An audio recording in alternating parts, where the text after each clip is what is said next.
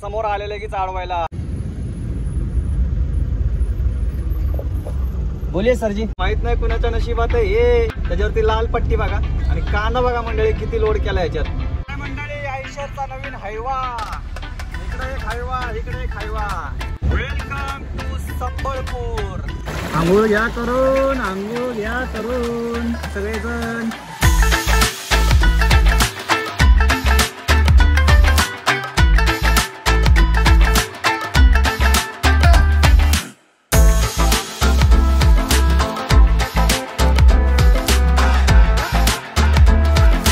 सुप्रभात मंडळी. सकाळचे वाजलेले आहेत 6 आणि आता फटाफट निघूयात. हे बघा थंडी भरपूर सुटली बरं का इकडं. 6 वाजताचा गजर लावला होता मी, बरोबर 6 वाजता उठवलं. थंडी सुरू झाली मित्रांनो. हातले थरथर कापायला लागलेत. 6:15 वाजता निघतोय आपण. हायवा आयशरचा. सुप्रभात मंडळी. आता खरी सुप्रभात झालेली. मस्त असा सूर्योदय झालेला आहे आणि रस्ता पण पाहू शकता. डायरेक्ट रस्त्यावरती सूर्याचा प्रकाश पडला म्हणजे विचार करा किती चमकतोय रस्ता. हे बघा. आणि मंडळी शेतामध्ये धुकं बघा किती जमा झालेलं आहे. एकदम असं हवेत तरंगतंय असं वाटतंय ते बघा. फुल पांढरं. समोर ऍक्सिडेंट बघा मंडळी. हे कारण असतं की झोप होणं महत्वाचं असतं. त्याच्यामुळे मी काल म्हणलं रिस्क नको घ्यायला. आपण ऑलरेडी दमलो होतो त्याच्यामुळे आपण झोपलो. पण जरा ह्या गोष्टीवरती लक्ष द्या. झोप घेत जावा. हे बघा पूर्ण पलटी झाला.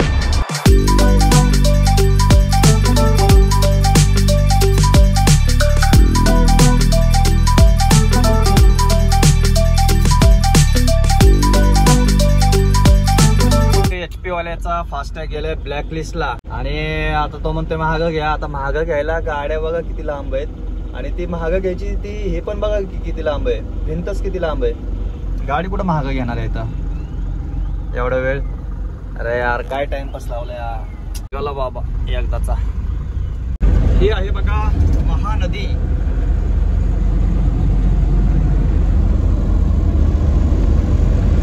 रायपूर क्रॉस करून आलेलो आहे आणि रायपूर क्रॉस केल्यानंतर तुम्हाला एक असा ढाबा दिसेल जे रोड डेव्हलपमेंटची कंपनी नाही तिचा ढाबा आहे. आणि पाहू शकता त्याचं किती असं भव्य दिव्य पार्किंग आहे. या ठिकाणी आपण गाडी लावलेली आणि समोर ट्रक वगैरे सगळे लागलेले आहेत आणि खूप छान व्यवस्था केलेली. इकडे बघा टॉयलेट वगैरे पण आहे आणि या ठिकाणी चहा नाश्ता कॉफी जे पाहिजे ते. परत त्या ठिकाणी बघा म्हणजे इलेक्ट्रिक गाड्यांसाठी चार्जिंगचे पॉईंट पण आहेत. रेस्टच करायचं असेल आरामच करायचा असेल तर या ठिकाणी एसी रूम सुद्धा आहेत. आणि नाहीची तुम्हाला स्कीम माहिती का काय. जर तुम्ही गाडी चालवत असाल आणि तुम्हाला जर नाहीचं जे टॉयलेट असतात ती जर अस्वच्छ दिसली तर तुम्ही फोटो काढून तुम्ही त्यांना टॅग करू शकता किंवा पाठवू शकता आणि तुम्हाला 1000 रुपयाचा फास्टॅगचा रिचार्ज भेटणार आहे.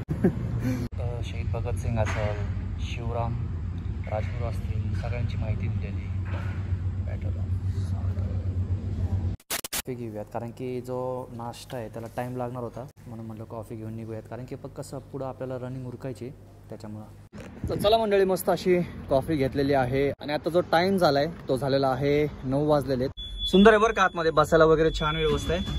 Welcome to Raj radio. नाहीचा रेस्ट एरिया असा काहीसा ढाबा आहे हा. प्रश्न पडलाय मला. जेव्हा आपण टोल नाक्यावरती आलो मी समोर आपला नंबर दिसला गाडीचा आणि आकडा 180 रुपये दिसला आणि मेसेज मला आलाय 285 रुपयाचा. हा काय विषय समजा नाही मला का बरं असं. माहित नाही कुणाच्या नशिबात हे MH14 TC. त्याच्यावरती लाल पट्टी बघा आणि कांदा बघा मंडळी किती लोड केला याच्यात. भाऊ त्या मालकापर्यंत गाडी जाऊस तर काय होणार आहे गाडीचं काय माहिती. माहित नाही कुणाच्या नशिबात हे सेकंड हँड मॉडेल लोक वाकायला आले. मंडळी या ठिकाणी जरा विचारूया आपण की जर आपल्याला 180 रुपये टोल आहे तर 285 कसं काय कट झाले. पीछे 180 टोल था तो 285 कैसे कट हुआ. अभी आपको नहीं पता तो कैसे पता होगा. फ्रॉड वगैरह तो नहीं ना. समझ में आना चाहिए ना बाहर का गाड़ी रहेगा तो. मंडळी आयशरचा नवीन हायवा. इकडे एक हायवा इकडे एक हायवा. Double Hyva. या ठिकाणी थांबतोय आपण जरासं आणि जरासं गाडीचं पण दाखवायचंय मला. जर पाट्याचा जो नट आपला दाखवला मी काल तुम्हाला त्याचं जर काम होत असेल तर बघून घेऊयात नाही का. बॉडी वगैरे बनवत येतात पण या ठिकाणी पाट्याचं काम करत नाही. करतात ते मागे गावामध्ये करतात त्याच्यामुळे मग मागे जावं लागेल. आता मागे परत कधी जायचं एवढं त्याच्यामुळे म्हणलं जाऊ दे पुढे बघूया. भेटलं तर भेटलं. कपडे धुवायची राहिलीत राव माझी. कुठं काय आहे बरं का पाणी धुवायला पण आता वेळ लय जाईल माहितीये का. काय करावं ते समजा नाही मला. डोकं चालत आहे कधी कधी असं आहे. जसं छत्तीसगड मध्ये एंट्री केली ना तेव्हापासून जबरदस्त वाले हायवे आले. त्याचे टायर वगैरे बघा ना कसे टायर वगैरे बघा. हे आयशरचा आहे प्रो 8035 XM आहे. रस्त्याला नुसतं हेच दिसते ते मला. आणि मंडळी एक आनंदाची गोष्ट सांगायची तुम्हाला. आज होती 10 तारीख. तुम्हाला म्हणलं होतं EMIचं हप्ता बाहून झाला तर गाडी जाईल असं नव्हतं बोलायला पाहिजे, पण ऍक्च्युली तुमच्या सगळ्या प्रेमामुळे तुमच्या आशीर्वादामुळे ही जी आपल्याला ट्रिप भेटली मुंबईमधनं डायरेक्ट भुवनेश्वरची, या ट्रिपमधनं आपला खर्च निघतो जायचा आणि आपला EMI गेलेला आहे आज 10 तारखेला. पण एक गोष्ट कळाली की आरामशीर EMI या ट्रिप्स मध्ये कव्हर होतोय. एका ट्रिपमध्ये EMI कव्हर होतोय. तर अशा 2-4 जरी ट्रिपा झाल्या आपल्या तास का भाऊ विषयच ना बाई. पण ते लोकल पेक्षा बरं वाटायला लागले मला आता. खरंच बरं वाटायला लागलं. बघा समोर आलेले की चालवायला या ठिकाणी आपली टिपे असून सुद्धा आपल्याला गाडी अडवली जाते. बोलिए सर जी. टिपी है ना मेरे पास. टिपी है ना. 1:15 वाजलेले आहेत. विचार करतोय आता थांबावं. पहिलं तर पार्टीवाल्याला फोन लावत होतो की संध्याकाळी घेणार आहेत का नाही माल, नाही का, नाही तर मग नॉनस्टॉप जायला. जर घेणार नसतील गाडी उद्या जर खाली होणार असेल तर मग आपल्याला कपडे वगैरे धुवायला, कारण बरेच दिवसाचं राहिलेले. Welcome to Sambalpur.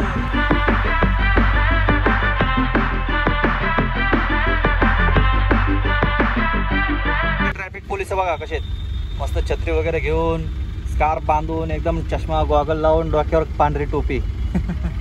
भारी का नाही सिस्टीम. हा आलाय बघा मेन चौक. तुम्हाला जर आठवत असेल तर आपण झारखंडला गेलो होतो रांचीला, तेव्हा आपण इथून डावीकडे गेलो होतो या चौकातून सर्कल पासून. आणि हा सरळ सरळ वेस्ट बेंगलला जातो बरं का, जमशेदपूर मार्गे. बिज्जू एक्सप्रेसवे लागतो इकडं. बिज्जू एक्सप्रेसवे. इकडून जो सरळ रस्ता जातो तो जातो कलकत्त्याला. इकडे आपण आता उजवीकडे वळतोय ते भुवनेश्वरला. मंडळी रस्त्याला लागल्या लागल्या शेती बघा. शेती सगळी भाताची शेती इकडं, बरोबर ना. भाताची शेती. आणि सगळा रस्ता बहुतेक आता असं सिमेंटचाच वाटतं माझ्या मते. बघूया आता पुढे जेवायला थांबूया कारण की भूक लागलेली आहे. मंडळी जिथपर्यंत नजर जाते ना तिथपर्यंत सगळी भाताची शेती आहे बघा. हे बघा इकडं पण, इकडं पण, पुन्हा तिकडं पण. हे बघा किती. दुसरं काय इथं पिकतच नाही वाटतं, फक्त भात. त्याच्यामुळे तुम्हाला या ठिकाणी जास्त जर जेवणामध्ये भाताचा उपयोग जास्त झालेला दिसत असेल. चपाती भाकरी वगैरे तुम्हाला पाहायला भेटणार नाही इकडे. भात भाजी एवढं स्पेशल इकडे. मंडळी पुढे बघा काय लागणार आपल्याला. अंगुल 152, तलचेर 174, धेनकनाल धेनकनाल 213. कसले नाव आहे तर खतरनाक. धेनकनाल धेनकनाल. गाणं तयार होईल याच्यावर.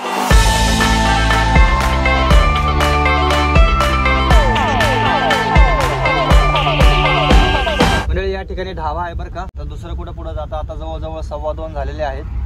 तर इथं जेवण करूयात आता मस्तपैकी. आणि पहिलं म्हणजे जेवायला जाताना आपली बाटली घेऊन जाऊयात म्हणजे नो टेन्शन. वा वा मस्त सावली भेटली. अरे डॉगेश भाई खाना हो गया क्या. मस्त निवांत बसलाय सावलीला. झालं मोठी जी बाटली होती ना आपली ती मी आणली नाहीये. काय झालं ते इथं लागायची साईडला या ठिकाणी. मग म्हणलं ती खराब होण्यापेक्षा ती राहून द्यावी. वाटलं परत एकदा नवीन घेऊ दुसरी छोटीशी बघून. त्याच्यामुळे ती काय आणली नाही मी. पण जरा असं आता वाटायला लागले आणली असती तर बरं झालं असतं. कारण पाण्याची गरज लय लागते. सगळ्यालाच लागतं हो पाणी. काय करता. ओके एकदम गाडी काय विषय नाही. चला जेवण करूयात आता मस्तपैकी. काय भेटते बघूया आता इथं. बघा बसायची व्यवस्था अशी आहे मस्तपैकी. ही वेगळीच पद्धत आहे इथं बसायची. भात मोठे देऊ. तर मंडळी या जेवायला साधं जेवण घेतलेलं आहे आपण. पाहू शकता याच्यामध्ये चपाती वगैरे काही भेटत नाही तुम्हाला. भात आहे, भाजी आहे, कांदा वगैरे, टोमॅटो. आता तुम्ही सांगा कमेंट करू कशाची भाजी.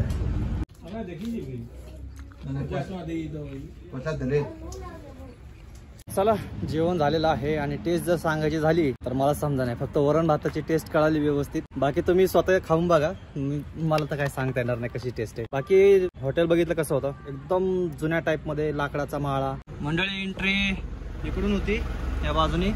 हा एक्झिट इकडून आहे बघा. एक्झिट कसं आहे डायरेक्ट डोंगरच आहे. डोंगर आयला गाडी स्लिप होण्या म्हणजे झालं.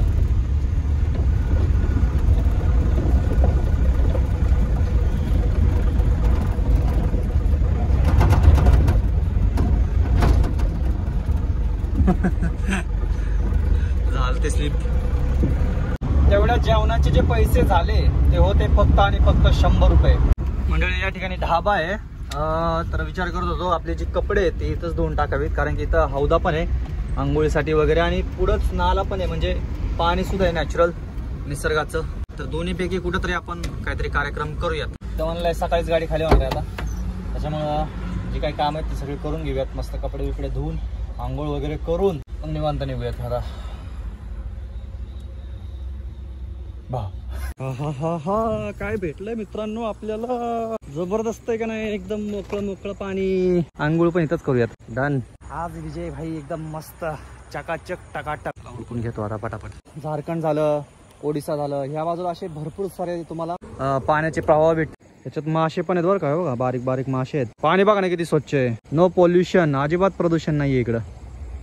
कंपन्याच नाही तर काय प्रदूषण होणार. पाणी बघा तर, पाणी किती स्वच्छ आहे.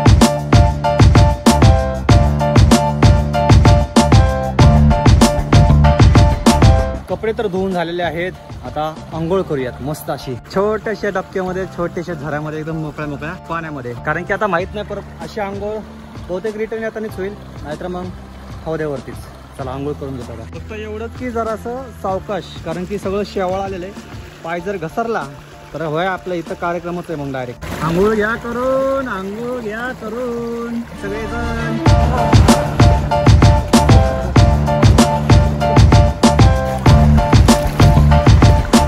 हलका हलका वाटायला लागले, एकदम एकदम मोकळं पाणी. आपल्या गावाकडे विहिरीकडे पाणी कसं असतं सेम तसंच. आणि मासे बरं का खाली चावतात एक मासे बारीक बारीक. तुम्हाला आली का मजा? कॉमेंट करून सांगा. हे जर असं पाणी जर पाहिजे असेल ना तर प्रदूषण मुक्त नद्या पाहिजेत, आणि त्याच्यासाठी सगळ्यात पहिली जबाबदारी ती आपली आहे. आता माणसाला तू कपडे धुतली, हे प्रदूषण नाही का झालं? लय भारी माणसं आहेत आपल्याकडे, काय सांगायचे. आणि अशा पाण्याचा अनुभव जर तुम्हाला एकदम जवळच्या जवळ आपल्या महाराष्ट्रात घ्यायचा असेल तर बेस्ट ऑप्शन आहे कोकण. बस. आणि मंडळी आपल्या कपड्यांचा जुगाड बघा कसा केलाय. वाळा टाकायचा, काही इथं टाकलेत, काही इथं दरवाजावर टाकलेत. हे तर लय भारी केलंय. छोटीशी बादलीला रस्सी होती, ती फक्त इथं अडकवली आणि तिथं अडकवली, झाला. टॉवेल तर वाळा टाकला, सगळं ओके झालेले. थोड्या वेळ वाळून देतो, जोपर्यंत ऊन आहे तोपर्यंत. आता काय दिवस मावळायला आलेला आहे, तोपर्यंत जेवढी वाळतील तेवढी वाळतील. मग नंतर मग तिथं पोहोचल्यावरती गाडी खाली झाल्यावर मग परत वाळा टाकावं लागते. इकडं लवकर अंधार पडतो, आणि आता बघा आता शिक वाजलेले आहेत 4:45, तरी पण तुम्हाला दिसत असेल तर सूर्य मावळायला लागलेला आहे. फक्त 4:45 वाजलेले आहेत, 4:45. चला फटाफट निघूयात आता. आता इथून जे आपलं अंतर आहे ते जवळजवळ 247 किलोमीटर राहिलेले, आणि रस्ता काय रस्ता असाच आहे सगळा, त्याच्यामुळे पटकन होऊन जाईल. चला सुरुवात करूया आपल्या प्रवासाला. मस्त असा सूर्यास्त व्हायला लागलेला आहे, पाहू शकता. चला आता गौरव करतो सगळं.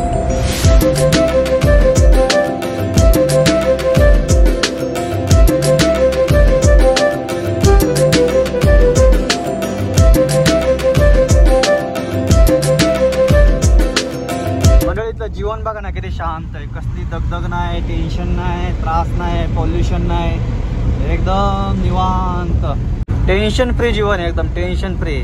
ना पैशाच्या महाग पळायचे जास्त, ना कुठल्या कामाच्या महाग. काम आहेत बरं का, काम नाही असं नाही, शेती वगैरे पण आहे, पण एकदम दगदग नाही अजिबात कसली, एकदम सुखासुखी.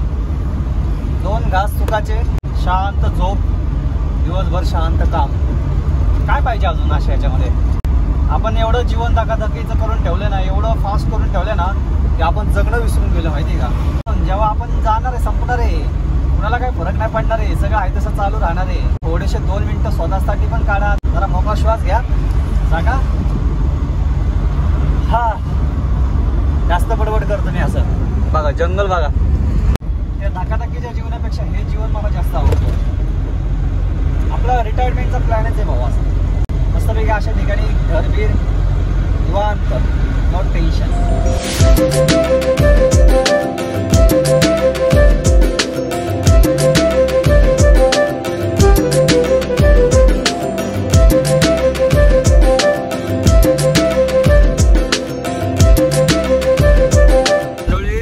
काय अचानक भयानक अशी थंडी वाजायला लागली ना आता, काय सांगू तुम्हाला. म्हणजे फार एकदम असं धुकं पडल्यासारखं झालंय या ठिकाणी. मंडळी डिझेल टाकून घेऊयात आपण.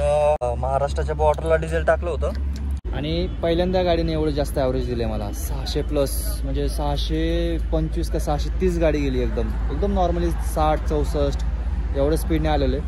94 आहे. मंडळी जवळ आलेलो आहोत आपण आता. इथून फक्त 40 किलोमीटर अंतर राहिलेले आणि समोर बघा ओरिजिनल लाईट शो. याला म्हणतात ओरिजिनल लाईट शो. कसं आहे झगामागा काय सिस्टीम लावली ना ही डायरेक्ट.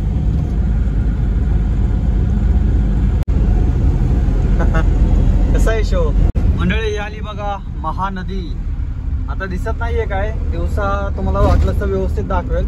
जे की आपण संबळपूर पाशी क्रॉस केली होती आणि ती इथं एंडला म्हणजेच आपल्या कटकला येता बघा तुम्ही किती मोठं पात्र झालेलं इथं. आणि इथं ब्रिज बघा तुम्ही किती. पलीकडे एक ब्रिज आहे, ट्रेनचे पण 2 ब्रिज आहेत आणि पलीकडे आणखीन एक ब्रिज आहे. म्हणजे जवळ टोटल 1 2 3 4 5 6 ब्रिज आहेत. 6 या महानदीवरती 6 ब्रिज आहेत या ठिकाणी. जबरदस्त आहे. आणि हे सेम जे पात्र आहे ना ते पात्र सेम गोदावरी सारखं आहे.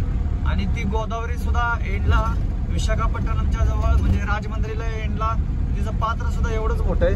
आणि हिचं महानदीचं पात्र सुद्धा एवढंच मोठं आहे. सध्या पाणी नाहीये बरं का नदीला, रिकामी नदी बघा. ही त्याच्या पुढची नदी, दुसरी नदी काठजोडी नदी ही विशाखापट्टणमला येताना जो लागला होता रस्ता तो हाच रस्ता आहे NH60 जो की चेन्नई कोलकाता चेन्नई. तिसरी नदी कौखी नदी. आपण आता कौखी नदी क्रॉस करतोय. 442 किलोमीटर आहे. पुरी इथून डाव्या हाताला 68 आहे आणि चेन्नई 1274 किलोमीटर आहे. पोचलोय आपण. फक्त 500 मीटर अंतर राहिले. आणि स्वच्छता बघा मंडळी या ठिकाणी. कसली स्वच्छता आहे जबरदस्त. मंडळी पोहोचलोय आपण इथं RBI ला. पण आता इथं एंट्री कुठून आहे काय समजा नाही मला. या ठिकाणी बघा ना मंडळी कसली भारी सोय केली. जे 2 व्हीलर वगैरे आहेत त्यांच्यासाठी सावलीसाठी. विषय असा झाला की आता वाजले 11:15 आणि जे आपण आलो RBI ला आलो डायरेक्ट. आपल्याला जायचं होतं RBI डाटा सेंटरला. तर आता इथून आणखीन 20 किलोमीटर पुढे जायचं आपल्याला. आणि झोप तर एवढी मारण्याची लागली ना मला. असं वाटत होतं तिथंच पार्किंगमध्ये झोप आपण, तिथं थांबून देत नव्हते. तर आपल्याला डायरेक्ट आता 21 किलोमीटर जाऊन थांबायचं आहे. हे वेगळं RBI आणि ते वेगळं RBI, दोन्ही वेगवेगळे आहे. ते डाटा सेंटर आहे आणि हे फक्त RBI असं आहे. पोहोचतो मग व्हिडिओ एंड करतो. एक कागद नाही येत, एक कागद रस्त्याला. एकदम असं म्हणजे गव्हर्नमेंट, पूर्ण गव्हर्नमेंटच या ठिकाणी काय असं वाटायला लागले मला. पोहोचलो तर आहे पण इकडं तर कोणच नाही. हेच आहे का पण हेच दिसतंय डाटा सेंटर. मंडळी बरोबर 12:06 झालेले आहेत. फायनली आपण पोहोचलेलो आहोत आणि आता झोपूयात. बाकी गोष्टी आता सकाळी, कारण की आता गॅरंटी संपली माझी. या ठिकाणी जरासं ते फुट्ट्याचं होतं बरं का, तिथे दिसत असेल पांढरं ते. या ठिकाणी आपण हातरलंय. तो म्हणला टाक, काय हरकत नाही. हिंमत नाही राहिली. बाप आलाच का. तर भेटूया पुढच्या प्रवासामध्ये. Bye bye, signing off. जय महाराष्ट्र. हे बघा एक तर दिवसभर गाडी चालवायचं स्ट्रगल आणि परत आता हे रात्री मच्छरांबरोबरचं स्ट्रगल.